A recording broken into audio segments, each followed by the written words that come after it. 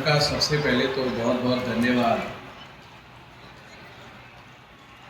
निश्चित रूप से जो डीप डाइव करने वाले विद्यार्थियों को आरूढ़ लगन के बारे में आज समझ में जरूर आया होगा। ये रश्मि जी पीछे बैठी हैं, आप आगे आ जाओ। हाँ, आजकल लाल किताब बहुत फेमस है। मैं वास्तव में तो वैदिक ज्योतिषाचार्य हूँ। आजकल कुछ समय के लिए लाल किताब वाला बना हुआ हूँ क्योंकि मैं सिखा रहा हूँ। पर ये लाल किताब तो जब हमारे यहाँ पर ऑफलाइन क्लासेस चलती थी, मैं जब भी करवा रहा था, पर हमें मालूम नहीं था इतना ज़्यादा कि लोग लाल किताब को इतना ज़्यादा पसंद कर रहे हैं। ये हमें पहली बार जब पता चला जब हम अपने एस्ट्रो पाठशाला यूट्यूब चैनल पर वीडियो डालते थे और वो वैदिक के होते थे, तो हमारे कोई खास चलते नहीं थे। तो सारे कहते थे कि गुरुजी ज्ञान तो बहुत है, मज़ा बहुत आता है, पर आपके जो ये सब वीडियोस हैं इन पे इतने सब्सक्राइबर नहीं हैं। मैंने कहा बात तो तुम भी ठीक कह रहे हो। बोले जी कुछ अलग सोचो। मैंने कहा क्या सोचूं यार मैं। एक बार करणप्रीत जी हमारे वीडियो एडिटर भी हैं जो कैमरे को संभाल रहे हैं और बहुत लंबे समय से हमारे साथ जुड़े हुए, तो वो बोले जी कोई वीडियो दो बढ़िया सा अलग सा। मैं कहा अलग सा क्या है? अलग से तो आप लाल किताब पढ़ा रहे हो। मैंने उठा करके मैंने कहा अरे लाल किताब जाकर, तो लाल किताब का हमने वीडियो डाला बुध ग्रह के ऊपर और उसने कमाल कर दिया। लोगों ने हाथों हाथ लिया और बड़ी इंक्वायरियाँ आने लगी, सब लिख लिख करके भेजने लगे, ये कैसे वो कैसे। अगला ही वीडियो चला गया मंगलवध का। मंगलवध ने धमाल मचा दिया। इसका मतलब तो मंगलवध बहुत लोगों का है।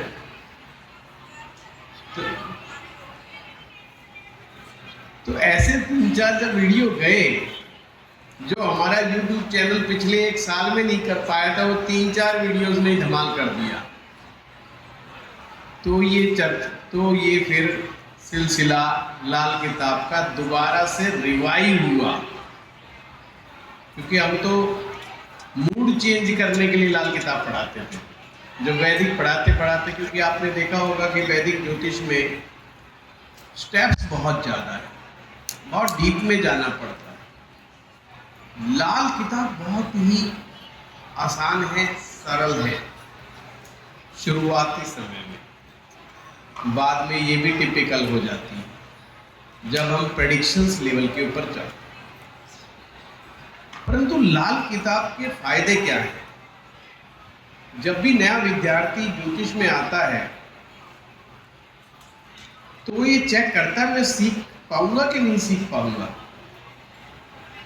और वैदिक ज्योतिष में कई विद्यार्थी बेचारे शुरुआत में आने के बाद ही डिसाइड कर देते हैं कि ये बस का हमारे से तो कुछ नहीं होगा, इसमें भाग लो। और मेरे साथ बड़ी अजीबोगरीब घटना घटी। मैंने अपने विद्यार्थियों को तो हमेशा बताता हूँ, मुझे पहला बैच जो मिला पढ़ाने के लिए ज्योतिष में, वो 5 महिलाओं का था और हम तैयार। पहली बार महिलाओं को पढ़ाने का सामना हुआ और हमने कुंडली कैसे बनाई जाती है हाथ से ये सिखाना शुरू किया। 5-6 क्लास के बाद महिलाओं ने डिसाइड किया कि हमसे नहीं होगा, गलत घुस गए हम। तो उन्होंने बेचारी ने कहा कि क्षमा याचना गुरुजी है, हमारे बस का खेल नहीं है, आप ही संभाल। एक महिला बची। मैंने कोई प्रॉब्लम क्या है? बोली जी जब आपके सामने बैठते जब तो लगता है बंदे को मिली, घर जाके जब बनाने बैठते कुछ नहीं, और जब कुंडली देखते तो ये समझ में ही नहीं आता कहाँ से शुरू करें, कहाँ इसका एंड करें। मैंने कहा हाँ ये तो है समस्या। उसके बाद मैंने रीथिंक किया और समझा कि ज्योतिष को आसान बनाना बहुत जरूरी है। आसान तरीका जब तक विद्यार्थियों को नहीं मिलेगा, जब तक वो आगे बेचारे बढ़ ही नहीं पाएंगे, उनका तो कॉन्फिडेंस ही डगमगा जाएगा। खैर, हमने वैदिक ज्योतिष में भी बहुत आसान तरीके से पढ़ाया। हमारे विद्यार्थी ओवर सेटिस्फाइड विद्यार्थी। जब लाल किताब की बात आई तो लाल किताब कोई सिलसिलेवार तरीके से लिखी नहीं गई है। उसका कोई नुक्ता कहीं लिखा हुआ है, कोई कहीं लिखा हुआ, उसको जोड़ना ही महाभारत है। और जिस तरह से भाषा में लिखी गई उसको समझना उससे भी ज़्यादा महाभारत है।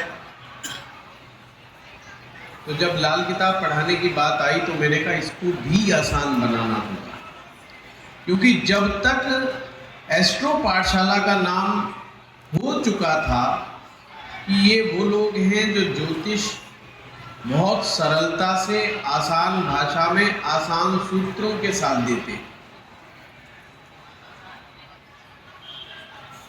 तो लाल किताब को भी बड़ा आसान बनाने का कार्य किया। और बहुत सारे विद्यार्थी मैं देख रहा हूँ, मेरे लाल किताब के स्टूडेंट हैं, वो तो जानते ही हैं।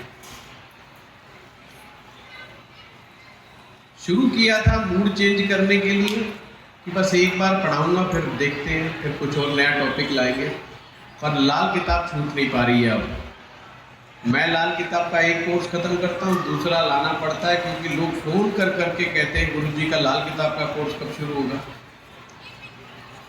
और वो हमारा चल रहा है। आज मैं आपको, जो लोग नए भी हैं, मैं देख रहा हूँ जो हमारे एस्ट्रो पाठशाला के विद्यार्थी नहीं है, उनके लिए भी बड़ा प्यारा सा सूत्र दूंगा। जब भी हमें जन्मपत्री देखनी होती है तो सबसे पहले हमें भाव समझना होता है, फिर भावेश समझना होता है, यानी कि भाव का स्वामी, और फिर कारक। तो इन तीनों को एक साथ अप्लाई करना होता है। पर वैदिक ज्योतिष में जब तक कारक तक पहुंचता है बंदे का 1 साल निकल चुका होता है। वो सुन के तो बड़ा अच्छा लगता है उसको, पर दिक्कत ये हो जाती है कि कारक को वो समझ ही नहीं पाता। लाल किताब इस मामले में बहुत ही शानदार है। चीजें इसमें भी वही है, कुछ अलग नहीं है, पर थोड़ा सा टेक्निक अलग है। जैसे अगर किसी जन्म पत्रिका को देख करके किसी व्यक्ति के दाम्पत्य जीवन को समझना हो तो लाल किताब बहुत आसान है, सिंपल। आप सप्तम भाव में जाएं, पहला स्टेप। सप्तम भाव में कौन सी राशि बैठी है कोई लेना देना नहीं, मकर राशि है, कर्क है, सिंह है, तुला है, कोई लेना देना ही नहीं। सिर्फ सप्तम भाव में ये देखना है कि कौन ग्रह बैठा है, कौन नहीं बैठा। अगर सप्तम भाव में कोई ग्रह नहीं बैठा, ये तो बहुत अच्छी बात हो गई, मोस्ट वेलकम। लाल किताब कहती है मजा आ गया, मैरिज लाइफ के अच्छे होने के चांस बढ़ जाएंगे। ये नहीं कि अच्छी हो जाएगी, पर चांस बढ़ जाएंगे।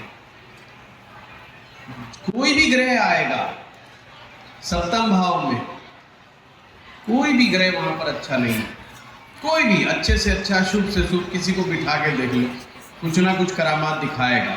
पति पत्नी के बीच में प्रॉब्लम क्रिएट करेगा ही करेगा। एक ग्रह बैठा है तो प्रॉब्लम थोड़ी कम हो जाएगी, 2 बैठे तो और ज़्यादा हो जाएगी, 3 ज़्यादा बिठाना मत, बैठ के बिठा दिए तो बस घूसे लाभ चल जाएंगे। चलो जी, ये बात समझ में आ गई, पहले स्टेप में भाव। अब आगे क्या करना है? वहाँ राशि की तो मान्यता नहीं, तो सिंपल वहां पे जमीन और मकान का कंसेप्ट है। 7वां भाव शुक्र की जमीन है और उसका मालिकाना हक बुध का, यानी कि केवल शुक्र और बुध दो ग्रहों को पकड़ना है, दो ग्रहों को समझना है, उसकी स्ट्रेंथ को पकड़ लेना और घरगृहस्थी अच्छी तरीके से चले, मस्त चले। कि जो लोग कहे कि हाँ शादी के बाद हमारा भाग्य बदल गया, पैसे ही पैसे कमा रहे, जमीन जायदाद मकान वाहन सबका अच्छा योग बन गया, तो सप्तम भाव को चलाने वाली पावर है शनि। तो बहुत सिंपल है। शुक्र ग्रह देखो कहाँ बैठा है, इसके साथ बैठा हुआ है। बुध ग्रह की स्ट्रेंथ देखो, ये दो ग्रहों की स्ट्रेंथ देखते ही समझ जाओ मैरिज लाइफ अच्छी चलेगी। अगर ये पावरफुल है तो, बस ये तो शब्द है, ये पूरा नहीं होता। अक्सर शुक्र फंस जाता है, पुरुष हो या महिला हो। लाल किताब कहती है मैरिज लाइफ के लिए पुरुष का भी शुक्र देखो और महिला का भी शुक्र देखो, अलग अलग करके देखने की आवश्यकता नहीं। तो बृहस्पति को नहीं लेती थी, जैसे हमारे वैदिक में कहते हैं कि मैरिज लाइफ का कारक ग्रह महिलाओं के केस में जुपिटर है, लाल किताब उसको कहती है अलग से, ऐसा नहीं। तो बुध और शुक्र की स्ट्रेंथ को देखो। शुक्र यदि किसी भी पाप ग्रह के साथ बैठा होगा, अपनी नीच राशि में बैठा होगा, कुंडली के छठे भाव में बैठा हो, 8वें भाव में बैठा हो, तो ये कहीं ना कहीं प्रॉब्लमेटिक हो जाता है। सप्तम भाव मैंने भूल गया, पर सप्तम भाव में भी गड़बड़ है। मैं डिटेल में चर्चा नहीं करूंगा क्योंकि आज का विषय हमारा विद्यार्थी सम्मान समारोह है। आज हम लोगों ने आपको बुलाया है आप लोगों को सम्मानित करने के लिए। क्लास तो हमारी सदा चलती ही रहती है। तो लाल किताब में अगर शुक्र किसी भी कारण से कमजोर हो जाए तो हमें कुछ चीज़ों का ध्यान रखना है। वो सूत्र क्या है? पहली चीज, अपनी शरीर में एसिडिटी ज़्यादा नहीं बढ़ने देना। शरीर में एसिडिटी बढ़ेगी, शुक्र की ताकत कमजोर हो जाएगी। अक्सर हम एसिडिटी को शारीरिक समस्या समझ करके छोड़ देते हैं, तो डाइजेस्टिव इशू है, पर जाने अनजाने में यह हमारे शुक्र ग्रह को कमजोर बनाता है।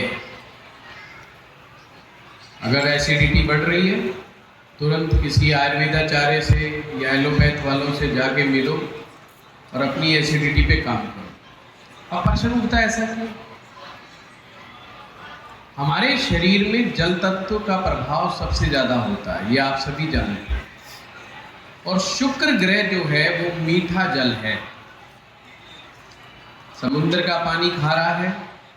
हमारी जो नदियां हैं, जितनी भी पवित्र नदियां हैं, सबका पानी मीठा है, आनंद देने वाली है। उनमें स्नान करना पुण्यदायक माना गया है। अर्थात अगर हमारे शरीर में मीठा पानी का मतलब एसिडिटी का कम होना, अगर वो बैलेंस है, ना एसिडिटी ज़्यादा नहीं बन रही है, तो शुक्र अपने आप ठीक से काम करना शुरू कर देगा। दूसरी चीज है प्रॉपर डाइट। आजकल मैं मेडिकल एस्ट्रोलॉजी पढ़ा रहा हूँ, उसमें ये विषय आएगा। अगर हमारी डाइट हम प्रॉपरली नहीं लेते तो सभी लोग कह देंगे जी हमारा तो शुक्र काफ़ी गड़बड़ है, पत्नी से झगड़ा होता रहता है। महिला कहती है कि हमारा भी झगड़ा होता रहता है। डाइट में तो हम करते ही क्या है, सारा दिन खाते ही रहते हैं, और काम क्या हमारे पास? डाइट तो प्रॉपर है जी, डॉक्टर कहता है कुछ ज़्यादा ही ले रहे हो, इतनी जरूरत नहीं है। तो डाइट के अपने महत्व है, किस तरह से लेनी चाहिए। ओवर ईटिंग नहीं करनी चाहिए। ओवर ईटिंग करने से भी शुक्र कमज़ोर हो जाता है। सात्विक भोजन करें, शुद्ध देसी घी का प्रयोग करें, शुक्र ठीक हो जाता है। तीसरा सबसे प्यारा, अपने पत्नी की रेस्पेक्ट करना, अपने पत्नी का सम्मान करना। ये ध्यान रखें, माता पिता ने आपको बड़ा किया है पाल पोस करके, 24 साल, 25 साल, 28 साल, 30 साल, 32 साल। जिस दिन आप शादी के बंधन में बंध जाते हैं, उससे आगे की यात्रा आपकी अपनी जीवन साथी के साथ ही चलनी है, उसी के साथ आपने निभाना है। ये जो घर संसार आपका बसाया हुआ है, ये घर संसार बहुत इम्पोर्टेंट है। कुछ लोग इसकी इम्पोर्टेंस को नहीं समझते, जाने अनजाने में, क्रोध में, गुस्से में आकर के, ईगो में आकर के, और लड़ाई झगड़ा, वाद विवाद, सेपरेशंस, ये सब जल्दबाजी में कर बैठते हैं। क्योंकि ध्यान रहे, लाल किताब के अनुसार शुक्र जो है राहु केतु से बनता है। अगर शुक्र डिस्टर्ब होगा तो राहु केतु ऑटोमेटिक एक्टिव हो जाएंगे और वो आपकी लाइफ को डिस्टर्ब करना शुरू कर देंगे। इस पे हम जितना मर्जी बोल सकते हैं, पर मैं भी टू द पॉइंट बातें ही करूंगा कि घर संसार को बचाना हमारा परम कर्तव्य है। अपने गुस्से को खत्म करें, अपनी ईगो को खत्म करें, और घर संसार की अहमियत बुढ़ापे में समझ में आती है। ये ध्यान रखें, जिससे आप झगड़ा कर रहे हो 55 साल की उम्र में, 60 साल की उम्र में, 70 साल की उम्र में, उसी के साथ बैठ के चाय पीनी है। झगड़ा करते समय ये ध्यान रखो, अगर आज तुम बॉस हो जाओगे ना, तो गिन गिन के बदले लेगी जब तुम बूढ़े हो जाओगे। चाय तो कुछ नहीं मिल रही और बहुओं ने देनी नहीं है, ये ध्यान रखना। तो फिर है कौन तुम्हारा सहारा? माँ बाप रहेंगे नहीं, बहू देगी नहीं, और अपनी घरवाली से तुम लड़े बैठे हो, तो भाई चाय में भी रोड़े हो जाएंगे बुढ़ापे में। तो ये ध्यान रखो, अपना भविष्य हमारी हाथ में है। पंचम भाव से भविष्य देखा जाता है, और पंचम भाव प्रेम भाव है। तो भाई इसको मत खराब करो बिल्कुल। प्रेम अगर खत्म कर लोगे तो पंचम भाव बिगड़ गया, वो मामला गड़बड़ हो जाएगा, संतान भी नहीं मानेगी। और ये ध्यान रखना, पति पत्नी का अच्छा संबंध ये डिसाइड करता है कि तुम्हारी औलाद कौन सा रास्ता पकड़ेगी। तुम्हारी औलाद, तुम रोज लड़ रहे हो, तुम्हारी औलाद सीधा डिवोर्स देगी अपने जीवन साथी। ये ध्यान रखना, हमारे बच्चे हमारा ही अंश हैं और वो हमसे 2 गुना ज़्यादा ही एडवांस है। तो शुक्र ग्रह को ठीक रखना हमारी मजबूरी भी है और हमारे लिए जरूरी भी है। शुक्र ग्रह आनंद का ग्रह है। शुक्र कमजोर होने से आनंद जीवन का खत्म हो जाता है और हम झूठे आनंद में की तलाश में इधर उधर भटकते रहते हैं। क्योंकि शुक्र है राहु केतु ऐसे ही भटकाएगा हमें। जो असली आनंद है वो सिंप्लिसिटी में है। जब पति पत्नी मिलकर के खूब बढ़िया बढ़िया गप्पे मारे और गप्पे मारने के बाद भी उन्हें फील हो कि यार टाइम कमी ही मिला है, अभी थोड़ी देर और गप मारना, उनकी बातें खत्म ना हो, समझ लेना संबंध अच्छा है, शुक्र अच्छा है। शुक्र ज्यादा कमजोर हो गया तो गौ सेवा करना बहुत अच्छा उपाय है। गौ की सेवा करने से भी शुक्र ठीक होता है।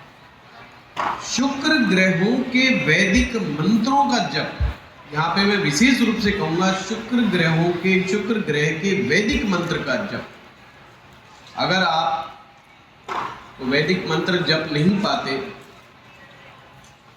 तो रिकॉर्ड करके आप 20 मिनट कानों में लगा करके आराम से सुने शांतिपूर्वक। कुछ नहीं, 45 डेज तक करके देखो। आपका झगड़ा करने का मन नहीं करेगा। ये करके देखो। और आप लोग तो ज्योतिषी हो, भविष्य के ज्योतिषी, आप लोग अगर एक्सपेरिमेंट नहीं करोगे आपको क्या पता चलेगा। आपको हर रेमेडी के बारे में पता होना चाहिए। ये नहीं कि इधर से टपाई उधर से टपाई, किसी की रील उठाई, अच्छा उसने ये कह दिया कि नदी के किनारे जाओ और शीर्षासन करके खड़े हो जाओ, तुम भी खड़े हो गए। किसी को भेज दिया बेचारे को, जा ये करा जा वो करा। एक बंदा मेरे पास आया, बोला जी, उसने कहा जी आप शनि ग्रह कैसे ठीक करते हो। मैंने कहा हम शनि ग्रह को ठीक कर ही नहीं सकते, वो हमें ठीक करते भाई, हम होते कौन है। बोला नहीं जी, एक ने बताया एक लोहे का टुकड़ा बनाओ और शनि ग्रह का वो फोटो बना दो और उसको उल्टा करके ज़मीन में गाड़ दो। तो हमने कहा शनि देव उल्टे गड़ जाए। बोले जी गए यार, ये साइकोलॉजिकली तो बहुत अच्छा है खैर, बट मेरा तो कभी इसका अनुभव है नहीं। तो सचमुच ऐसे ऊट पटांग उपाय आपके सामने बहुत आएंगे, पर आपको लॉजिक को जरूर समझना है और रेमेडी करते समय ये भी ध्यान रखना है कि सामने वाला व्यक्ति क्या कर पाएगा कि नहीं कर पाएगा, क्या ये रेमेडी प्रैक्टिकल है कि नहीं है। अगर रेमेडीज प्रैक्टिकल नहीं है तो भाई मत करने पड़ेगी। अभी सिंपल लाल किताब में रेमेडीज है, जिसकी वजह से ये बहुत फेमस है ये बुक। पत्नी से कहते हैं कि संबंध अच्छे बनाओ, कहते हैं यही तो नहीं बनता।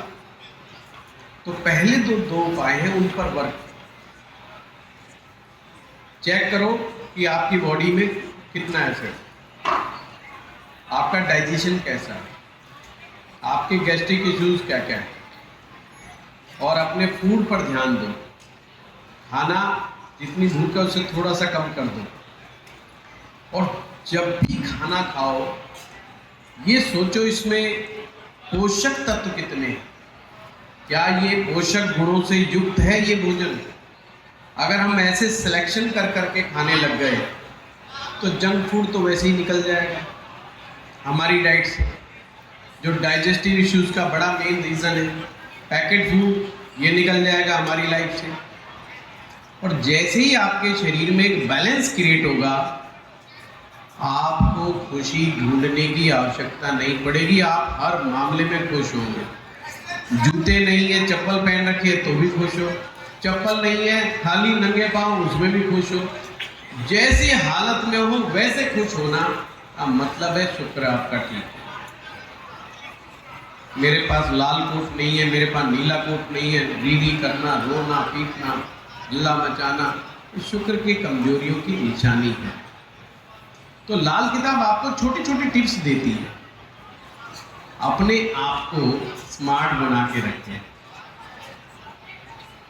अगर आपके शरीर से खुशबू नहीं निकल रही तो भाई ओरिजिनल खुशबू कहीं से ले आओ, वो अपने शरीर पर लगाओ। जो भी आपके साथ बैठे उसको थोड़ा अच्छा फील होना चाहिए। और उससे भी बड़ा उपाय आपकी बातें, मीठा बोलना। आप चेक करा करो, जो इंसान आपके पास बैठा है आधा घंटा, पौना घंटा, 1 घंटा, वो उठते समय क्या ये कह रहा है कि आज आपके साथ बात करके मजा आया।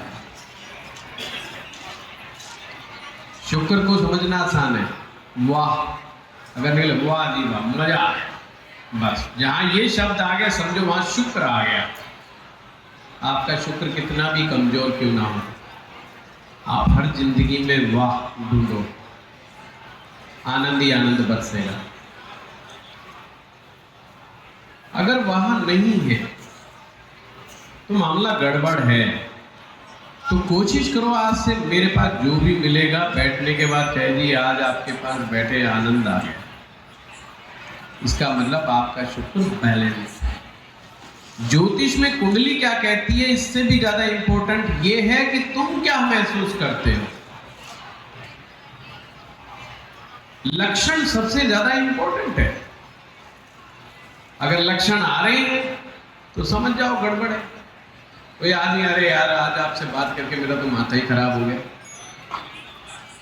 तो समझ लो कि आपका शुक्र बहुत गड़बड़ है।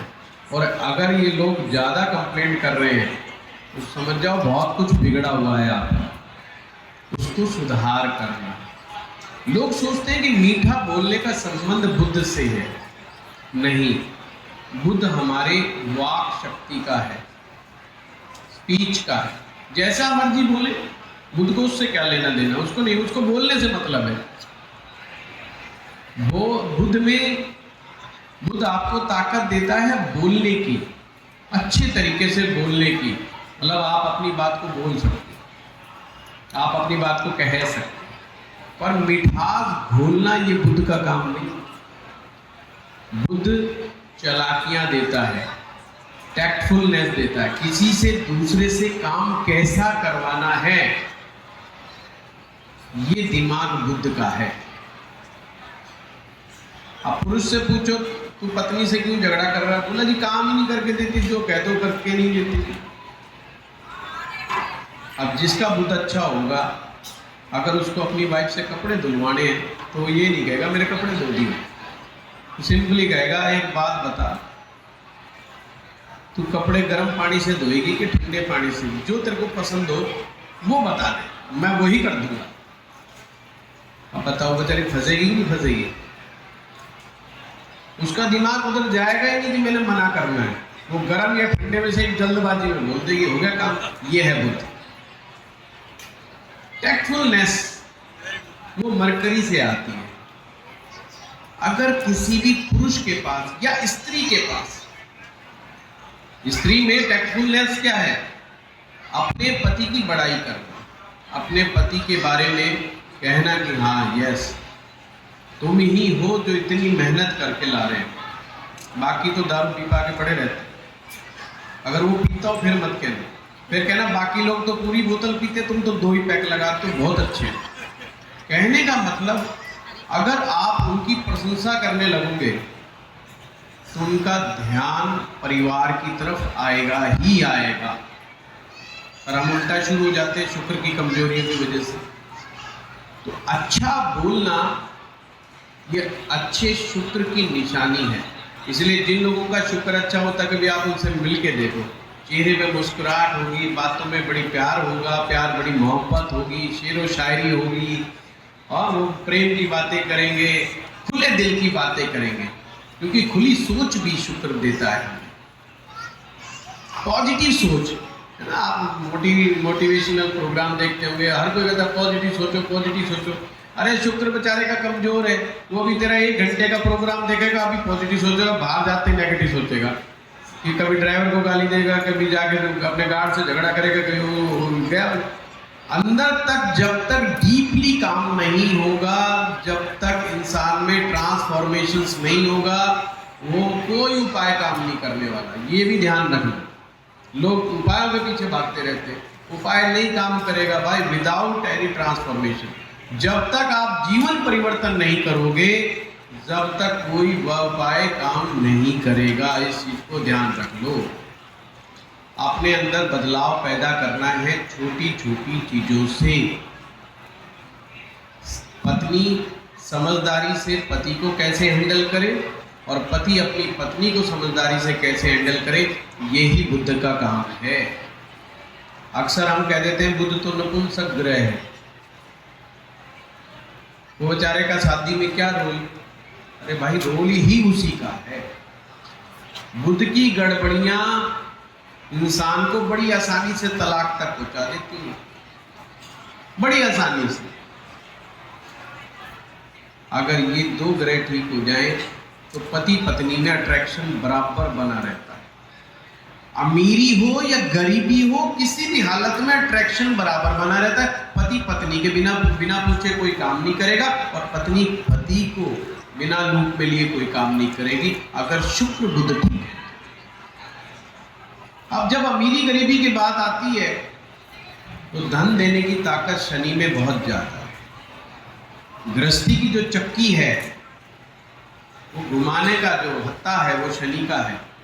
वो जितने अच्छे से घूमेगा, यानी शनि ग्रह का वरदान, शनि ग्रह का आशीर्वाद जितना अच्छा हमारे जीवन पर होगा,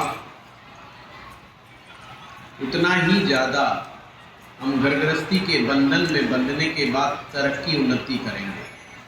शनि हमें पेशेंस देता है भाई, धैर्य देता है, कंसिस्टेंसी ऑफ वर्क, कर्म योग की बात कहता है, कर्मठ बनाता है हमें।